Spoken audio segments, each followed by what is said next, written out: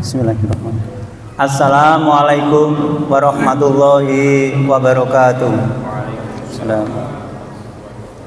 Innal hamdalillah nahmaduhu wa nasta'inu wa nastaghfiruh wa na'udzu billahi min shururi anfusina wa min sayyiati a'malina.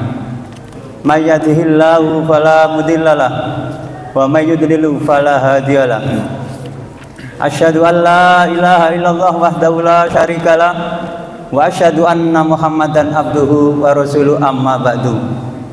Bapak-bapak, ibu-ibu jamaah Masjid Al-Ikhlas yang dirahmati Allah, pada malam hari ini kita bersyukur kepada Allah atas ribuan nikmatnya yang diberikan kepada kita. Tentunya pada malam hari ini kita masih mendapatkan nikmat iman dan nikmat Islam, dan tentunya masih mendapatkan nikmat kesehatan.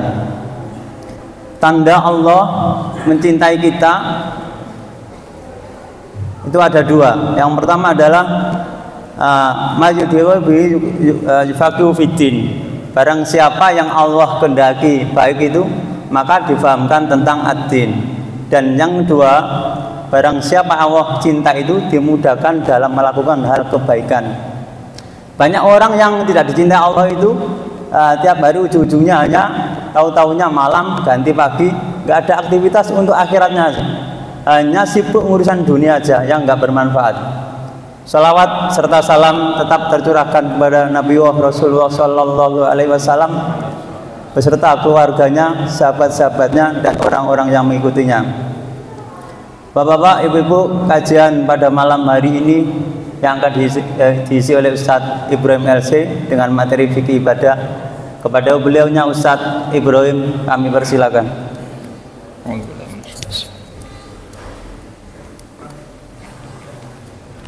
Amit.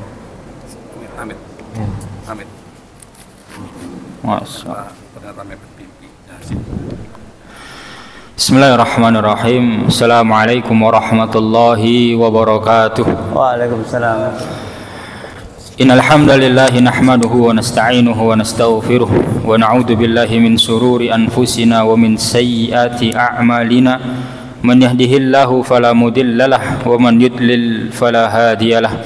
Asyhadu an la ilaha illallah wahdahu la syarikalah wa asyhadu anna Muhammadan abduhu wa rasuluh. La nabiyya wa la rasula ba'dah, sallallahu alaihi wa ala alihi wa ashabihi wa man wala. Allahumma anfa'na bima 'allamtana wa 'allimna ma yanfa'una wa zidna ilman. Rabbi shrah li sadri wa yassir li amri wahlul 'uqdatam min lisani yafqahu qawli. Allahumma a'izzal Islam wal muslimin wa ahlikil kafarata wal musyrikin wal munafikin wa ansarahum adh-dhalimin, amma ba'du. Para hadirin, Bapak Ibu jamaah sekalian yang dirahmati oleh Allah Subhanahu wa taala, mari kita mengawali perjumpaan kita di malam hari ini dengan bersyukur kepada Allah yang telah memberikan kita nikmat sehingga bisa hadir di tempat yang mulia ini untuk melaksanakan salah satu kewajiban kita sebagai hamba Allah, yaitu melaksanakan salat maghrib secara berjamaah. Lalu kita lanjutkan dengan iktikafan, berdiam diri di masjid, ta'alluman wa ta'liman, belajar mempelajari syariat-syariat Allah Subhanahu wa taala, dan ini semua menunjukkan Allah Subhanahu wa taala menginginkan kebaikan bagi kita di dunia maupun di akhirat. Maka kita harus banyak-banyak bersyukur kepada Allah Subhanahu wa taala. Semoga kesempatan berkumpul seperti ini tidak hanya di dunia, tapi yang paling utama kita berharap semoga Allah Subhanahu wa taala mengumpulkan kita kembali seperti ini di dalam surga Allah Subhanahu wa taala. Para hadirin, Bapak Ibu yang dirahmati Allah, di kesempatan pada malam hari ini kita akan melanjutkan membaca kitab Safinatun Najah yang dikarang oleh Syekh Salim bin Sumar Al-Hadrami. Yang di pertemuan sebelumnya, pertemuan terakhir, kita membicarakan tentang salat qashar, yang mana mengqashar salat, mengerjakan 4 menjadi 2, itu memiliki beberapa syarat, ada jarak, kemudian syarat-syarat yang lain. Alhamdulillah dengan izin Allah sudah kita selesaikan. Para hadirin yang dimuliakan Allah Subhanahu wa taala, sebelum kita masuk kepada pembahasan selanjutnya yaitu babul Jumu'ah mengenai tentang salat Jumat, di sini kami ingin mengingatkan diri kami pribadi dan panjenengan semuanya tentang sebuah hadis Nabi Muhammad sallallahu alaihi wasallam yang berkaitan dengan suatu amalan mulia yang sebentar lagi akan menghampiri kita. Sekarang tanggal berapa Zulqa'dah ini? Sekitar 20 berapa sekarang Zulqa'dah? Hah? 29 ya. Ya. Jadi kemungkinan kan hari Ahad atau hari Senin. Kalau Muhammadiyah sepertinya hari Ahad ya. Hari Ahad sudah tanggal 1 Dzulhijjah. Adapun untuk yang lain biasanya kalau nggak salah hari Senin. Ala kulli hal, yang ingin kita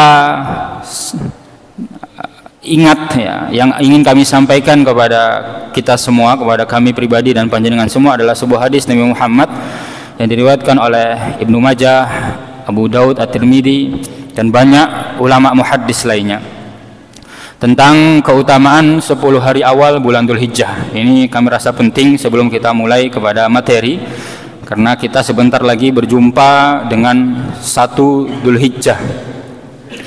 Rasulullah sallallahu alaihi wasallam bersabda, "Ma min ayyamin al-'amalus shalihu fiha ahabbu ila Allah min hadhil ayyam, yakni ayyamul ashri."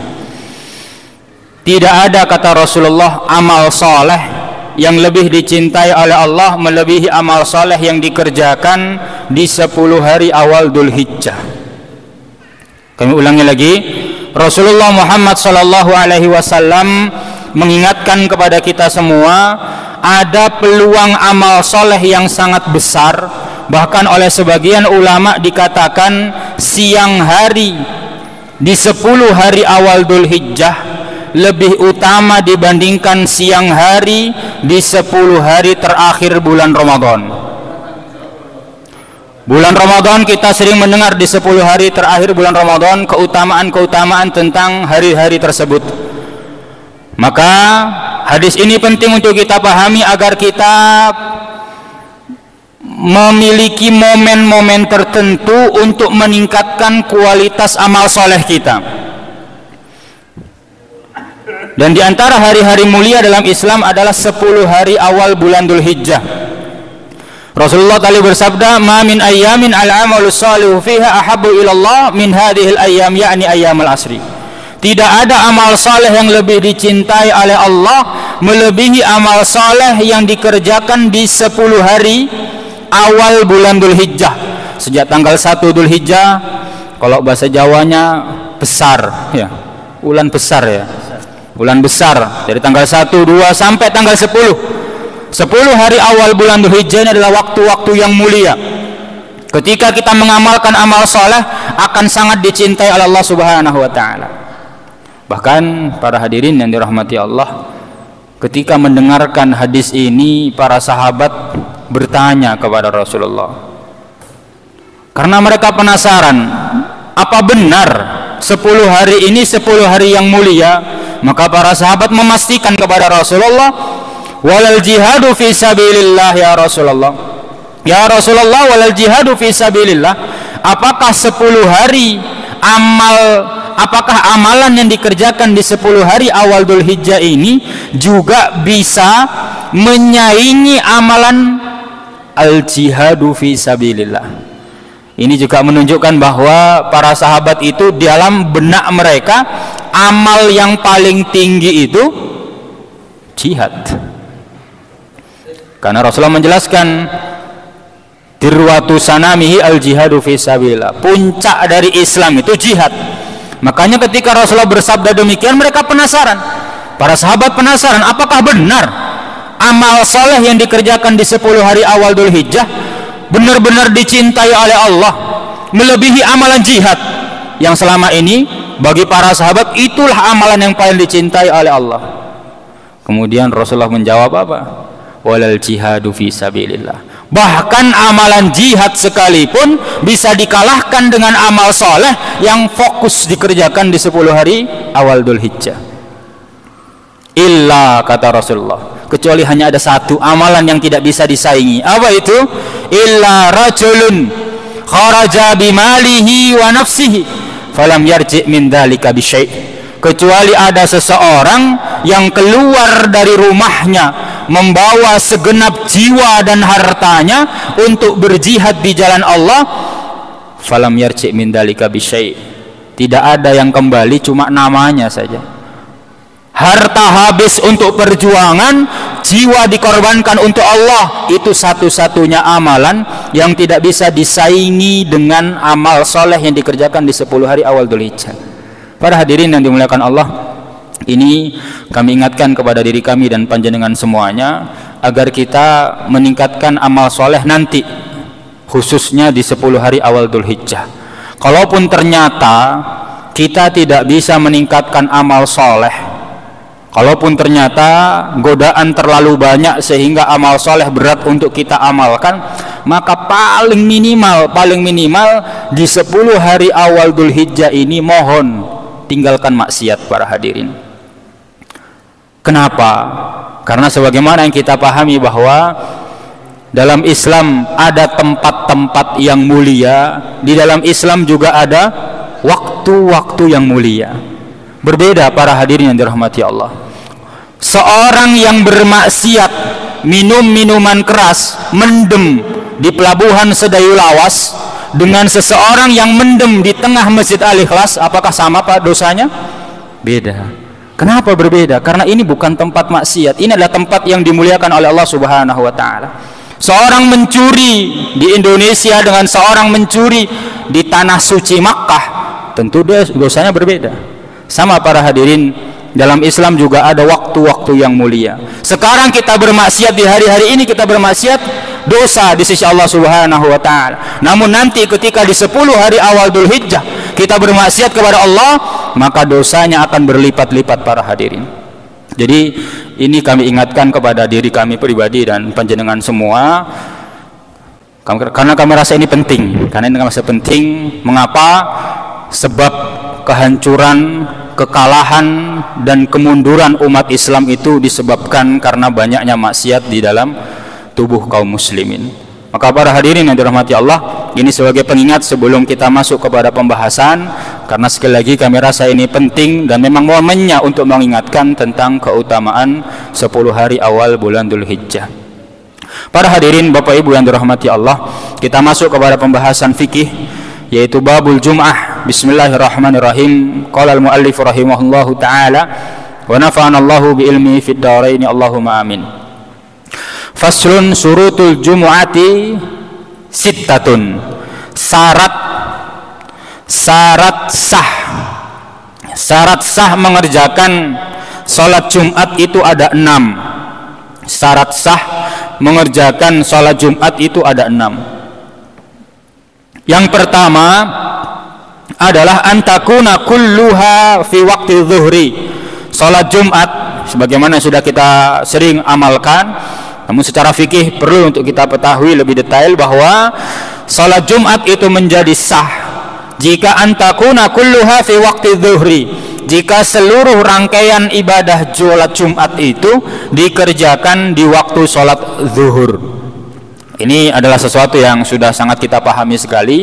Tentu misalnya, jadi dalam kitab fikih dibahas, misal ada orang yang salat Jumatnya lama, atau mungkin khutbahnya lama sekali 2 jam, tambah sholatnya lama 1 jam, pas rakaat kedua terdengar azan asar, maka tidak sah sholat Jumatnya. Misalnya ada.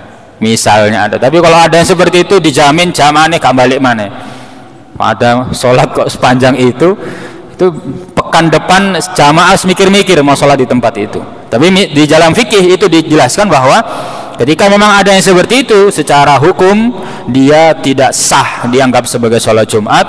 Maka ketika sedang melaksanakan sholat Jumat dan terdengar azan, misalnya azan asar, maka sang imam harus menambah 2 rakaat dengan niat sholat zuhur. Dan itu diperbolehkan secara fikih langsung melanjutkan, tidak harus membatalkan Jumat kemudian mengawali lagi, tidak harus, tetapi secara fikih itu langsung boleh dilanjutkan. Ini secara hukum, meskipun dalam realita sepertinya sangat jarang sekali. Khutbah setengah jam itu makmum wis obah kabeh. Setengah jam khutbah itu makmum wis obah kabeh. Sing ngantuk wis turu setangi maneh. Sing wis turu sampai tangi maneh. Gak mari-mari. Kan gitu. Jadi misalnya ada secara fikih tapi sudah dibahas ketika melaksanakan sholat Jumat kok melebihi waktu sholat zuhur, maka tidak sah dianggap sebagai sholat Jumat, dan imam berkewajiban menambah 2 rakaat langsung dengan niat melaksanakan sholat zuhur. Kemudian syarat yang kedua, wa antuqama fi hittatil balad, dikerjakan di lingkungan suatu daerah, dalam arti dilaksanakan di sebuah pemukiman, tempat tinggal. Maka ini menjadi syarat sah sholat Jumat menurut madhabnya Imam Asy-Syafi'i radhiyallahu anhu. Sehingga tidak sah melaksanakan sholat Jumat di tengah hutan. Kita camping bareng-bareng, banyak orang di tengah hutan. Menurut pendapat ini tidak sah melaksanakan sholat Jumat di tengah hutan, di tengah gunung, di tengah Tegal, misalnya Tegalnya besar, jauh di dalam hutan, ada Tegal di sana, banyak orang, proyek dan lain sebagainya, di tengah hutan, di tengah gunung, maka menurut mazhab Syafi'iyah tidak sah dilaksanakan sholat Jumat di tempat tersebut.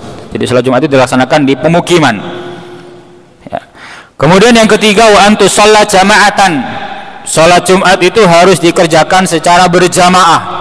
Sholat Jumat harus dilaksanakan berjamaah. Tidak ada ceritanya sholat Jumat kok piambak mboten enten. Sholat Jumat kedah berjamaah, harus berjamaah. Karena ketika melaksanakan sholat sendiri tidak dianggap sebagai sholat Jumat. Kemudian yang keempat, wa an yakunu arba'ina ahraran dzukuran baligina mustautinin. Ini yang salah satu juga menjadi ciri khas madhab Syafi'iyah, yaitu peserta sholat Jumat, ya, peserta sholat Jumat itu minimal 40 orang yang merdeka, bukan budak, laki-laki. Jadi yang dihitung 40 ini laki-laki. Jadi 40 laki-laki merdeka yang sudah balik. Anak-anak nggak masuk dalam hitungan 40. Mustautinin, penduduk setempat, bukan musafir yang mampir. Ya, kalau di pondok ini kan biasanya hari Jumat banyak wali santri datang. Misalnya kita menerap konsep madhab Syafi'iyah, maka ketika jamaah itu belum sampai 40, ya sholatnya tidak sah. Sholat, ya, kita bicarakan sholat bukan khutbah, ya, nanti khutbah ada sendiri pembahasannya. Tapi insya Allah kalau di tempat kita ketika sholat rame, meskipun datangnya pas khutbah kedua, meskipun pas qomat, pokoknya sholat rame, betul nopo. Jadi intinya ketika sholat harus minimal 40 laki-laki dewasa yang menjadi penduduk setempat, bukan orang yang mampir, musafir, bukan. Kemudian yang kelima, wa alla tasbiqaha wa la tuqarinaha jumu'atun fi tilkal balad. Tidak boleh didahului atau bersamaan dengan sholat Jumat lain di tempat tersebut. Nah, ini menjadi juga pendapat yang keistimewaannya madhab Syafi'iyah. Di suatu tempat itu hanya boleh satu masjid, selama masih cukup tidak boleh ada masjid lain. Selama masih cukup tidak boleh ada masjid lain. Makanya kalau kita lihat di daerah-daerah Nahdiyin, ya, saudara-saudara kita NU yang notabene bermadhab Syafi'iyah, itu biasanya satu kampung itu masjidnya satu, besar satu, kan itu untuk sholat Jumat. Contohnya misal di Madura, di tempat mertua itu masjidnya besar, ramenya cuma pas Jumatan. Karena ketika selain Jumatan penduduk Madura itu suka melaksanakan sholat di musola-musola. Kalau orang sana bilangnya langgar. Sholat di langgar-langgar. Langgar itu jadi setiap rumah, satu komplek rumah itu keluarga besar ya, kakak adik punya rumah sendiri-sendiri. Di situ di komplek itu ada langgar kecil, langgar. Jadi mereka keluarga itu sholat di situ. Setiap keluarga punya seperti itu. Nah nanti ketika Jumatan mereka semua akan kumpul di masjid Jami. Itu madzhab Syafi'iyah demikian. Jadi ramai sekali ketika salat Jumat. Nah, dengan terkikisnya salah satu pendapat ini, maka kita bisa melihat kadang satu desa masjidnya 3, nggak semua penuh. Dalam arti, alhamdulillah di Sedayu penuh semua meskipun banyak masjidnya. Karena memang penduduknya alhamdulillah dengan izin Allah kesadaran ibadahnya luar biasa. Dengan izin Allah Subhanahu wa taala. Tapi di tempat-tempat lain ada masjid-masjid yang besar, tingkat, megah, satu blok satu, tapi nggak penuh. Ini tidak sesuai syar'i karena memang awal kali Rasulullah melaksanakan sholat Jumat dan dalam hidup Rasulullah itu selalu dikerjakan di satu tempat. Untuk apa? Untuk mengumpulkan seluruh kaum muslimin, diingatkan tentang takwa dan mempersatukan jiwa-jiwa kaum muslimin. Ini yang paling penting. Karena dengan banyaknya masjid, ketika itu tidak dibutuhkan, maka juga akan membuka peluang untuk gesekan antar gak cocok masjid kene sholat masjid kono. Kan ada model-model yang seperti itu. Itu adalah hal-hal yang sangat dibenci dalam Islam. Karena salah satu sarananya adalah ketika melaksanakan sholat Jumat itu harus di satu tempat selama mencukupi. Kalau memang sudah tidak cukup, maka boleh dikerjakan di tempat lain, dirikan masjid lain boleh. Kemudian yang keenam, wa ayyataqaddama khutbatani. Kemudian juga harus didahului dengan 2 khutbah. Itu syarat sah sholat Jumat. Ada 6. Kemudian syarat wajib, ya, syarat wajib sholat Jumat. Sekarang tadi syarat sah sholat Jumat tidak sah kecuali dengan 6 hal. Sekarang syarat wajib. Syarat wajib ini seseorang tidak wajib melaksanakan sholat Jumat kecuali terpenuhi 7 syarat. Nah, coba kita lihat diri kita, apakah kita wajib sholat Jumat? Nah, siapa tahu nggak wajib, ya kan gitu. Syarat yang pertama adalah al-islamu. Seorang muslim wajib berangkat sholat Jumat. Yang kedua, wal bulugu, balik. Maka sebenarnya anak kecil belum wajib, tetapi kita sebagai orang tua tetap perlu untuk ta'dib, mengajarkan, mendidik anak kita untuk terbiasa melaksanakan kewajiban-kewajiban yang diwajibkan oleh Allah Subhanahu wa taala. Perlahan-lahan dari kecil kita bisiki, ya kan gitu. Gak harus kita ajakkan dari kecil, kita bisiki-bisiki, kita sering kita motivasi, sesekali diajak. Kemudian ketika memang sudah mumayyiz, sudah bisa membedakan mana yang baik, mana yang buruk, mulai diajak, continue, meskipun belum wajib, sehingga nanti ketika masa balik dan itu menjadi wajib, sudah siap mentalnya, kan gitu. Jadi itu perlu kita sebagai orang tua. Tetapi secara hukum, anak kecil yang belum balik, maka dia belum wajib untuk menghadiri sholat Jumat. Kemudian yang ketiga ya, wal aqlu, berakal. Jadi akalnya normal. Makanya orang gila nggak boleh datang ke sholat Jumat, ya, nggak jelas kan gitu.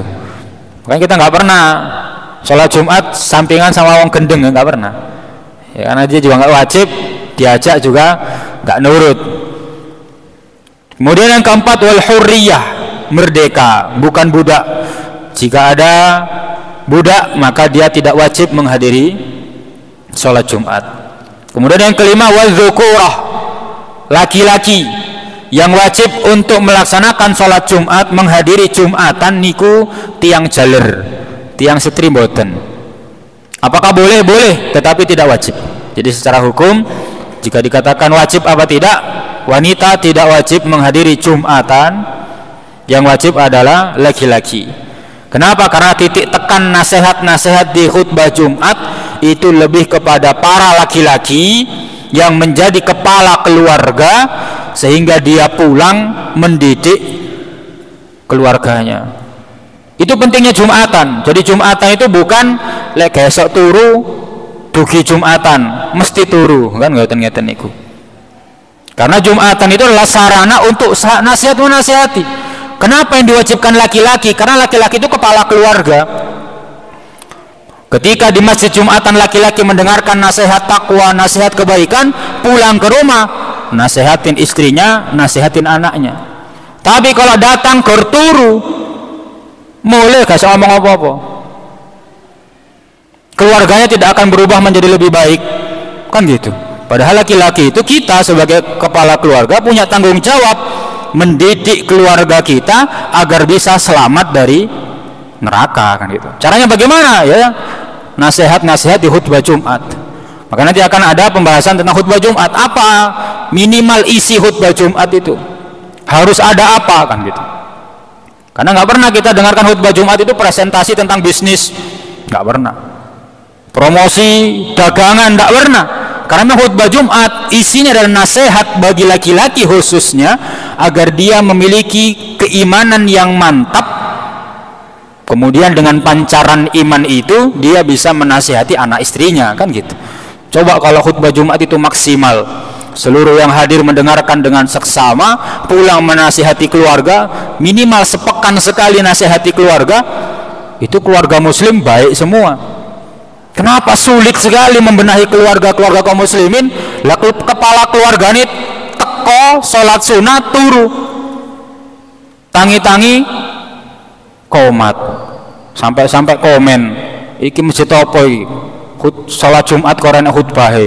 Oh, sampean turu ora enak khutbahe. Datang sebelum azan, bangun-bangun komat, kok masjid kok gak ada khutbah Jumatan, padahal datang tidur.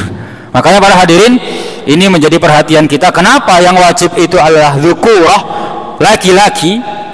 Karena memang peran laki-laki sebagai pengingat di keluarga itu sangat urgen sekali. Kemudian yang keenam, syarat wajibnya adalah sehat. Maka orang yang sakit parah tidak diwajibkan untuk datang menghadiri Jumatan. Sakit parah, apakah boleh? Boleh saja, tetapi dia tidak wajib. Dalam arti ketika orang sakit parah dia tidak menghadiri Jumatan, dimaafkan. Kemudian yang terakhir, ketujuh adalah wal iqamah, mukim, bukan sedang safar. Maka ketika kita sedang safar, perjalanan jauh, sebagaimana sudah kita bahas di pembahasan pertemuan sebelumnya, perjalanan jauh kita laksanakan mampir di suatu masjid waktu Jumatan. Tidak wajib sebenarnya kita mengikuti sholat Jumat, tidak wajib. Apakah boleh? Boleh sekali, bahkan disunnahkan. Karena disunnahkan ketika kita mampir di suatu masjid yang sedang melaksanakan sholat, kita disunnahkan ikut mengerjakan sholat. Bukan nongkrong di luar, HP-nan, ngobrol, tapi kemudian setelah semua jamaah bubar baru ngambil wudhu, sholat dewe. Tidak, itu tidak sesuai sunnah. Sunnah Rasulullah itu ketika hadir di masjid, meskipun kita sudah menjamak atau niat kita istirahat karena musafir, tetap disunahkan oleh Rasulullah untuk mengikuti. Ada hadisnya bagaimana beliau menegur sahabat yang ketika ditanya, kenapa engkau tidak mengikuti sholat? Kata mereka, kami sudah mengerjakan sholat. Tapi tetap Rasulullah menganjurkan, alangkah baiknya jika kalian juga ikut sholat bersama kami. Jadi para hadirin rahmati Allah, itu syarat sah dan syarat wajib sholat Jumat. Kemudian yang selanjutnya adalah fi arkanil khutbataini, tentang rukun dua khutbah. Tadi sudah dijelaskan, sholat Jumat itu harus didahului dengan khutbah. Apa saja rukunnya? Lah coba kita perhatikan di sini rukunnya, karena kalau kita memperhatikan rukun ini, insya Allah semua dari yang hadir ini bisa untuk menjadi khotib Jumatan. Karena menjadi khotib Jumatan itu syaratnya nggak harus S1, S2, harus doktor, harus kuliah luar negeri, enggak. Kita lihat di sini apa rukun khutbah Jumat. Rukun khutbah Jumat itu apa saja? Fi arkanil khutbataini arkanul khutbataini khamsatun. Rukun khutbah itu cuma ada 5. Rukun khutbah Jumat itu cuma ada 5. Jadi jenengan misal khotib nggak datang, jenengan duduk di depan, jawil langsung ngadeg. Kalau melandredeg kan itu, pokoknya ngadeg sih. Eling ono rukunnya mek 5, meskipun yang 5 menit. Yang penting rukunnya terpenuhi, sah khutbah Jumat. Apa rukun yang pertama? Adalah hamdulillahi fihima. Memuji Allah di dalam khutbah yang pertama dan khutbah yang kedua. Kan khutbah Jumat berisi 2 khutbah yang dijeda dengan duduk kan itu ya. Khutbah pertama mengucapkan alhamdulillah, khutbah yang kedua juga mengucapkan alhamdulillah. Satu rukun. Alhamdulillah tok. Apalagi kalau jenengan dikon khutbah mesti dawa pembukaannya innal hamdalillah nahmaduhu panjang. Padahal mengucapkan alhamdulillah saja cukup memenuhi rukunnya, memenuhi rukun. Ini yang pertama rukunnya. Yang kedua, wassalatu ala nabi sallallahu alaihi wasallam fihima, membaca solawat kepada nabi kita tercinta Nabi Muhammad sallallahu alaihi wasallam di khutbah yang pertama dan khutbah yang kedua. Cukup. Jadi khutbah Jumat itu intinya yang pertama alhamdulillah wassalatu wassalamu ala rasulillah, is 2 rukun terpenuhi. Gampang kan? Kemudian yang ketiga, wal wasiyatu bittaqwa fihima, menasihati untuk bertakwa, memerintahkan untuk bertakwa. Usikum wa iyaya nafsi bittaqwallah.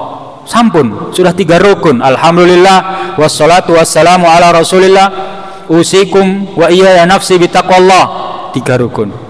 Lalu yang keempat, wa qira'atu ayatin minal qur'ani fi ihdahuma, membaca 1 ayat dari Al-Qur'an, lengkap 1 ayat dari Al-Qur'an menurut pendapat yang paling kuat di sini di salah satu khutbah. Mau di khutbah pertama monggo, di khutbah yang kedua monggo.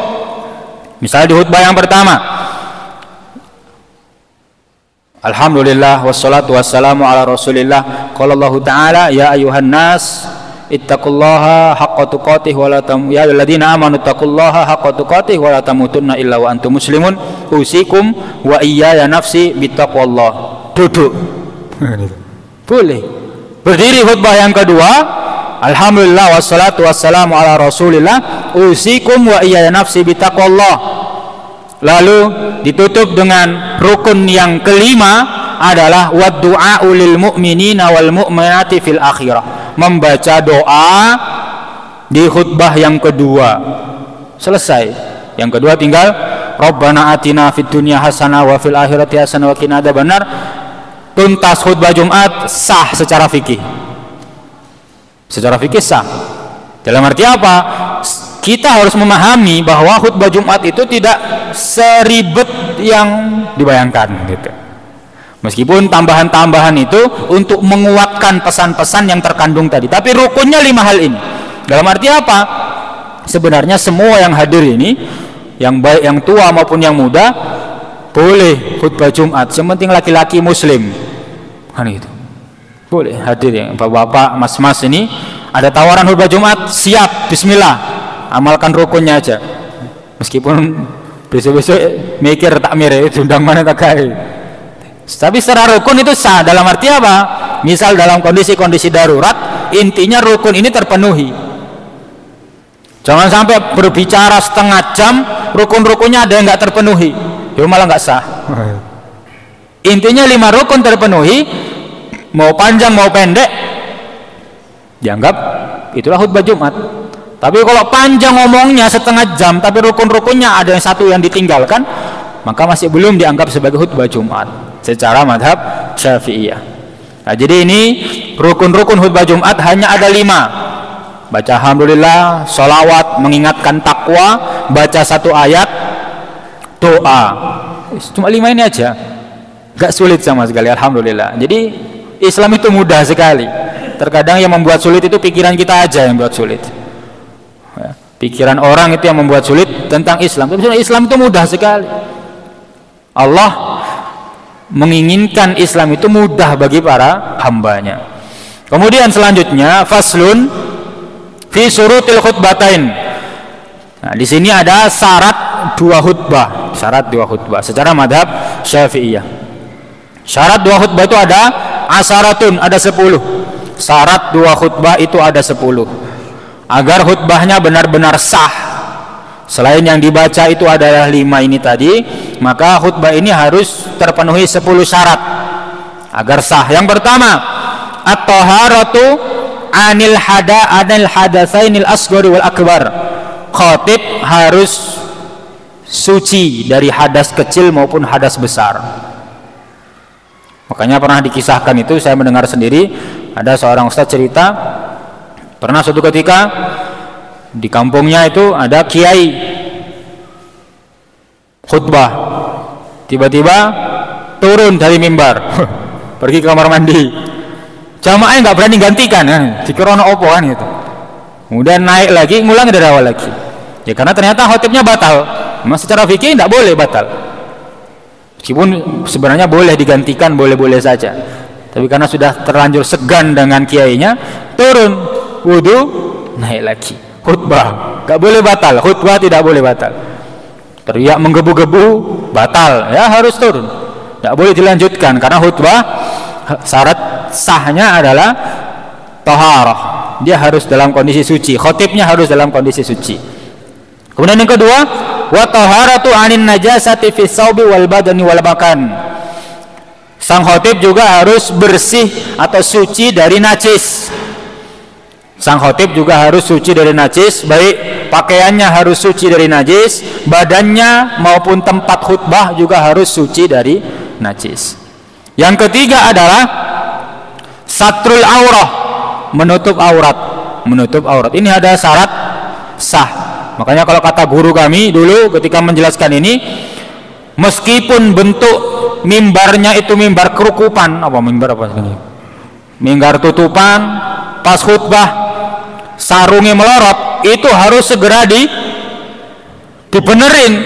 Ojo alasannya kalau sendelok, enggak, ini ndak sah khutbahnya. Jadi misalnya kalau sendelok mepet-mepet nang ngarep, engko pas lungguh dibenakno, nah ini ndak sah. Meskipun nggak kelihatan dari depan, tapi kita ini beribadah kepada Allah Subhanahu Wa Taala. Tapi kalau di sini nggak bisa ya, bengok ibu nggak di sini ya. Tapi kalau misalnya tadi guru kami memberi misal, kalau mihrabnya itu kan ada bentuk-bentuk mihrab, mimbar yang tertutup. Misal dia khutbah di situ, kemudian tanpa sadar karena kurang kenceng jatuh sarungnya, maka harus segera dibenarkan. Nggak boleh ditunggu. Kalau ditunggu batal khutbahnya. Harus diulangi dari awal, karena tidak boleh tersingkap auratnya. Jadi harus segera. Kalau segera masih dimaafkan, untuk menutup itu segera karena nggak sengaja. Kemudian yang keempat adalah wal qiyamu 'alal qadir. Syarat sah yang keempat, khutbah Jumat itu harus dilaksanakan sambil berdiri. Bagi yang mampu melaksanakan khutbah Jumat sambil berdiri, ya. Bagi yang mampu sambil berdiri. Dan misalnya khotibnya tidak mampu, maka ahsannya dicarikan orang lain yang bisa khutbah dan dalam kondisi berdiri. Itu yang paling afdol. Kalau ternyata yang lain tidak bisa, cuma beliau, ya sudah, boleh khutbah sambil duduk karena kondisi terpaksa. Ya, jadi syarat sahnya yang keempat adalah khutbah itu sambil berdiri, khutbah Jumat sambil berdiri. Yang kelima, wal julusu bainahuma fawqa tuma'ninatis shalah. Harus ada duduk di antara dua khutbah, harus duduk. Sekuat apapun khotib harus duduk agar menjadi jeda. Ini namanya khutbah pertama, ini khutbah kedua. Karena kalau tidak ada duduk, itu dianggap hanya satu khutbah saja. Dan khutbah Jumat itu berisi dua khutbah. Jadi meskipun syekh nom masih kuat, tetap harus duduk dulu. Itu sebagai jeda antara khutbah pertama dan khutbah kedua. Nggak boleh lanjut, aku syekh nom rasa lunggu-lunggu sisan dan dimarekno. Wah, ini nggak sesuai syariat yang seperti ini. Agama kita punya aturan, dan aturan itulah yang menjadikan hidup kita berkah ketika beribadah. Kemudian yang keenam, wal muwalatu bainahuma. Khutbah yang pertama dan khutbah yang kedua harus dilaksanakan langsung, dalam arti tidak ada jeda panjang. Jadi nggak ada ceritanya khotib duduk, khutbah pertama itu duduk, kemudian HP nanti telepon, lama kegiatan baru lanjut lagi, nggak boleh. Jadi khutbahnya, jeda di antara dua khutbah itu harus ada, tetapi tidak boleh terlalu lama. Batasannya apa tadi? Di yang perbahasan sebelumnya, wal akmal kaunu biqadril ikhlas. Kalau yang paling sempurna itu kata kitab ini, di kitab ini disebutkan yang paling sempurna jeda antara dua khutbah itu ya selama bacaan surat Al-Ikhlas 4 ayat, singkat aja, nggak usah panjang-panjang. Itu yang sudah paling lama itu dah. Jangan lama-lama lagi, itu sudah cukup seperti itu. Karena memang waktu duduknya imam ini menurut sebagian ulama juga menjadi waktu doa yang mustajab kan gitu. Jadi duduk memberi kesempatan makmum untuk berdoa, imam juga berdoa, kemudian setelah itu melanjutkan khutbah yang kedua. Jadi yang syarat ke-6 harus langsung, jedanya tidak boleh terlalu panjang. Kemudian yang ke-7, wal muwalatu bainahuma wa bainas shalah. Syarat sah yang selanjutnya adalah setelah melaksanakan khutbah harus segera melaksanakan sholat. Gak boleh lama-lama, setelah khutbah ya sholat Jumat. Setelah khutbah ya sholat Jumat, ya habis khutbah turun dulu tanda tangan, ada minta tanda tangan. Terus setelah itu sholat, nggak sah. Jadi tidak boleh ada jeda yang lama antara satu khutbah dengan khutbah yang kedua, dan tidak boleh ada jeda yang panjang antara khutbah dan sholat Jumat. Kemudian yang selanjutnya yang ke-8, wa antakuna bil arabiyyati. Nah, ini termasuk ciri khas juga dari madhab Asy-Syafi'iyah. Kedua khutbah itu harus menggunakan bahasa Arab. Ciri khasnya madhab Syafi'iyah, dua khutbah menggunakan bahasa Arab. Meskipun dalam madhab Syafi'i juga ada yang berpendapat boleh menggunakan bahasa selain bahasa Arab jika memang hadirun, orang-orang yang hadir itu tidak bisa memahami bahasa Arab. Karena tujuan khutbah itu kan untuk mengingatkan. Nah, kalau bahasa Arab terus makmumnya nggak paham bahasa Arab kan nggak tercapai tujuannya. Makanya sebagian para ulama Syafi'iyah mengatakan boleh menggunakan bahasa selain bahasa Arab, meskipun yang afdol menggunakan bahasa Arab. Yang paling afdol menggunakan bahasa Arab. Khutbah pertama, khutbah kedua. Dan ini juga yang sekali lagi diamalkan oleh saudara-saudara kita NU biasanya di beberapa tempat tertentu. Contohnya di Madura. Jadi saya sendiri menghadiri khutbah Jumat. Meskipun kalau di Jawa yang saya hadiri itu, meskipun yang khotib itu alumni Timur Tengah, mesti seorang Indonesia nih. Tapi kalau di Madura, masya Allah, Arab full dari awal sampai akhir. Pertama saya kira ini cuma pembukaan aja, sampai duduk.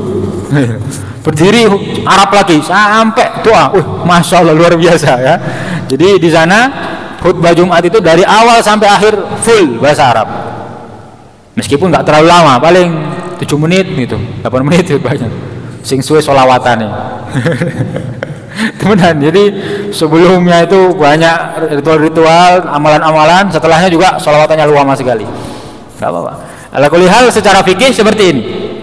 Dalam madhab Syafi'iyah, termasuk syarat sah khutbah Jumat itu kedua-duanya menggunakan bahasa Arab. Itu yang paling afdol. Walaupun tadi dalam madhab Syafi'iyah juga ada yang berpendapat boleh menggunakan bahasa lain selain bahasa Arab jika para hadirun tidak memahami bahasa Arab. Dua lagi, yang ke-9, wa an yusmi'aha arba'in. Ya, khutbah Jumat ini juga menjadi sah menurut madhab Syafi'iyah ketika didengarkan oleh 40 orang. Makanya di masjid-masjid NU nggak mungkin azan khotib, azan kedua kalau masjid NU ya, khotib naik mimbar lek jamaahnya sik-sithik, mboten mungkin. Karena dalam madhab Syafi'iyah itu harus 40 orang yang hadir. Meskipun dalam madhab-madhab yang lain ada keringanan-keringanan. Dan kenapa 40? Sedikit tentang 40 ini, karena ada sebuah hadis yang menjelaskan bahwa ketika Rasulullah melaksanakan khutbah Jumat di Kuba, di Masjid Kuba ketika hijrah, dalam riwayat hadis itu disebutkan jumlah yang hadir 40 orang. Jadi ada ini yang dijadikan patokan oleh ulama Syafi'iyah.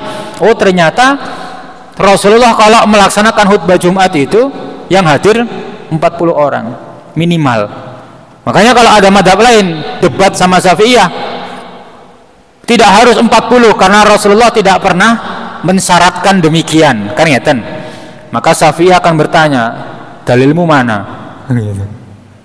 Jangan-jangan kamu cuma berpikir aja. Ini kita ada dalil, ada hadis yang menyebutkan Rasulullah ketika naik mimbar yang mendengarkan ketika itu 40 orang. Jadi makanya dalam madhab Syafi'iyah disebutkan minimal yang mendengarkan khutbah itu 40 orang. Nah, kalau kita ini kadang-kadang, saya sendiri pernah kadang-kadang ya diundang khotib itu sing hadir 5 kula piyambak sing adan siji nang kono siji nang mburi ngono sing mlebu telu. Biasanya wis doa lah kayak berduyun-duyun. Masya Allah ya. Nah, mungkin dia mengharapkan doanya. Ala kulli hal di kita sering saya jumpai seperti itu, saya sering sendiri menjumpai. Ya karena memang kita tidak berpegang kepada hal ini dan menurut saya ini baik sekali. Karena tujuan diadakannya khutbah itu untuk mengingatkan kebaikan dan ketakwaan, ya minimal 40 orang. Kan gitu, minimal 40 orang. Allah alam.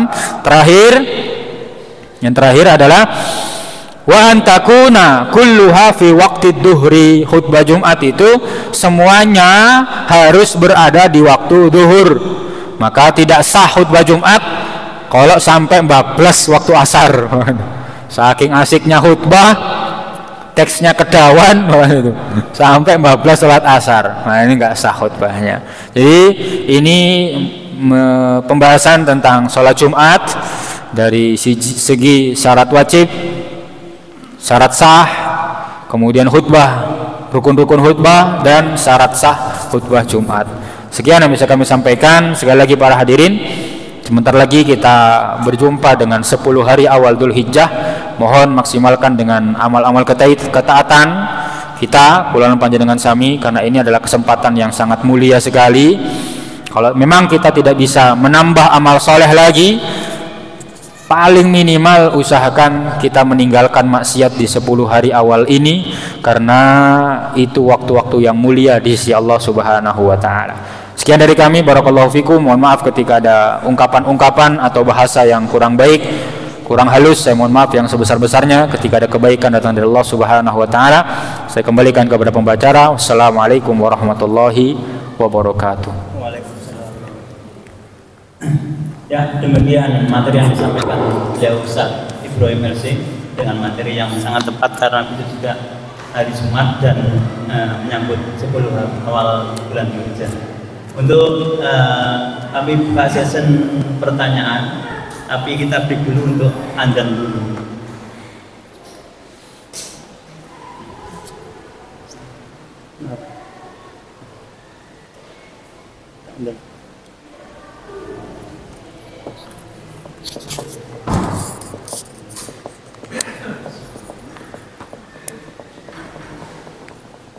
Allah.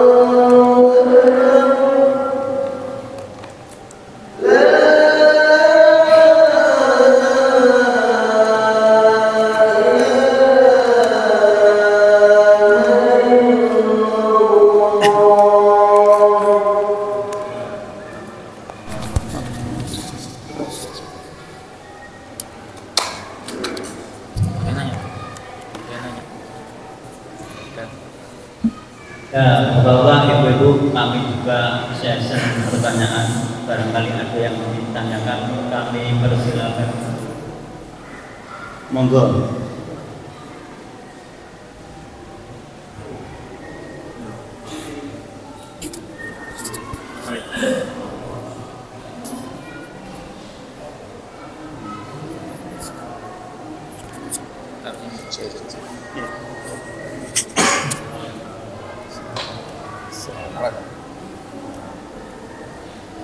Assalamualaikum warahmatullahi wabarakatuh. Waalaikumsalam. Alhamdulillah atas waktunya yang diberikan. Gini Ustaz, ada yang ingin kami tanyakan. Sebenarnya ini kejadian sudah lama kami alami ya. Jadi kami itu kerja di sebuah perusahaan dulu ya. Jadi perusahaan itu di waktu hari Jumat dia tidak mau menghentikan produksinya, jadi tetap jalan kan. Dan di situ yang parahnya lagi itu kan pimpinan-pimpinan kami itu kan orang-orang Muslim juga. Dia berpendapat seperti ini. Jadi kalian tetap kerja, yang sholat Jumat bergantian kan. Jadi Jumat pekan ini nanti si A, nanti pekan depannya lagi si A Jumatan, si B jaga pabrik kerja gitu kan. Nah itu dengan alasan nggak apa-apa katanya pimpinan kami yang Muslim tadi kan, karena kita tidak meninggalkan sholat Jumat 3 kali berturut-turut seperti itu kan. Nah itu seperti apa tak hukumnya bagi si pekerja juga, bagaimana ya hukumnya, apakah dia berdosa karena dia kalau dia tinggalkan pekerjaannya dia dimarahi atasannya gitu kan. Terus kalau misalkan seperti itu, umat Muslim yang berpendapat seperti itu bagaimana? Kok dia berpendapat kalau enggak 3 kali berturut enggak apa-apa seperti itu? Jazakumullah. Assalamualaikum warahmatullahi wabarakatuh.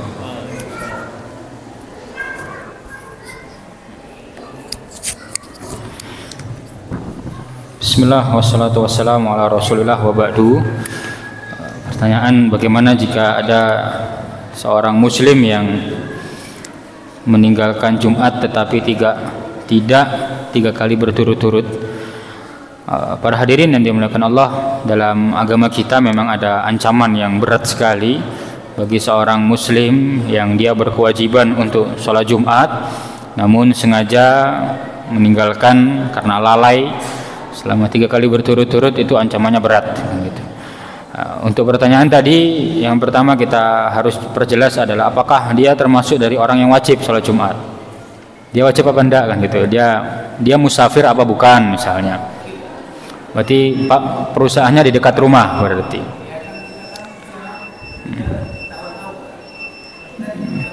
Oh, jadi kayak ada mes gitu ya. Nah, jadi ada mes kemudian dibuatkan.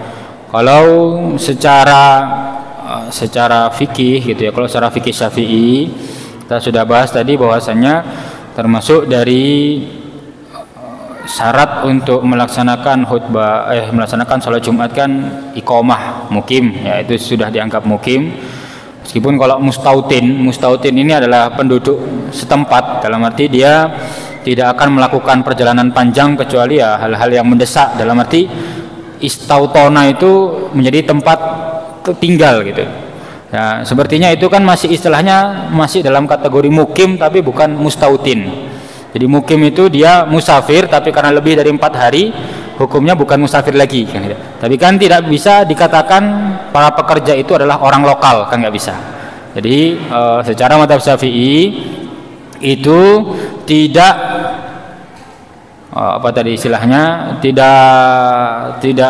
tidak sah ya, tidak sah untuk dilaksanakan sholat Jumat jika belum terpenuhi 40 orang yang laki-laki dewasa dan mustautin, orang lokal.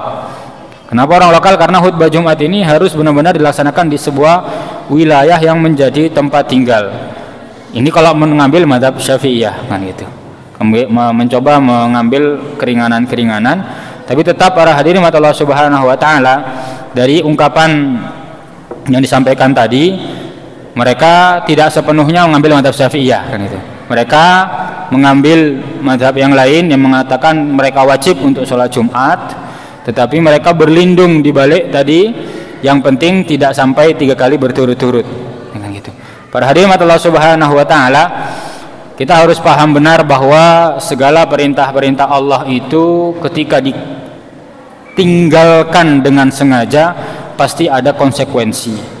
Sebuah dosa itu ketika dilakukan dengan sengaja dan terang-terangan, maka nilai dosanya itu akan lebih besar di sisi Allah Subhanahu wa taala. Itu harus kita pahami dulu pertama kali.